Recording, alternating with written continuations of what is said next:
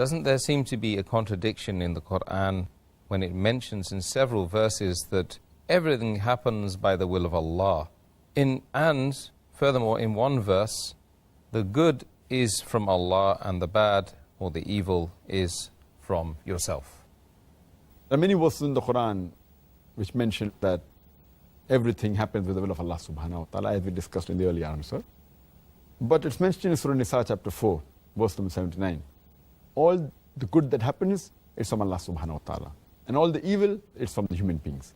On the face of it, it seems to be a contradiction. But if you realize the real meaning, there's no contradiction at all. For example, the electricity comes from the head power station. It's coming. The power is from the head station. And with that, you can use good things, you can use equipment, you can use machinery. But if we put our finger in a live wire, we will get a shock. So the power is from the headquarters, head electric station. But if we put a finger and do a thing which is not supposed to be done, then we get a shock. So the good is from the power station. But if the power is cut from the headquarters, I will not get a shock. But we cannot blame that because the power is coming from there, they are to blame for the shock. It is me who has put the finger in live wire. So I am to blame. But the power is coming from the head electric station. Let me give you another simpler example. That the father is head of the family. He earns and he spends on the family. So he is responsible for everything that is spent. But at the same time, he gives pocket money to his son.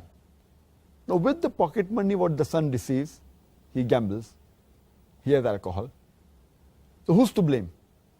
The person to blame for doing the sin of gambling and having intoxication is the son. But the money is coming from the father. So it's happening with the money of the father, but who's to blame? The son.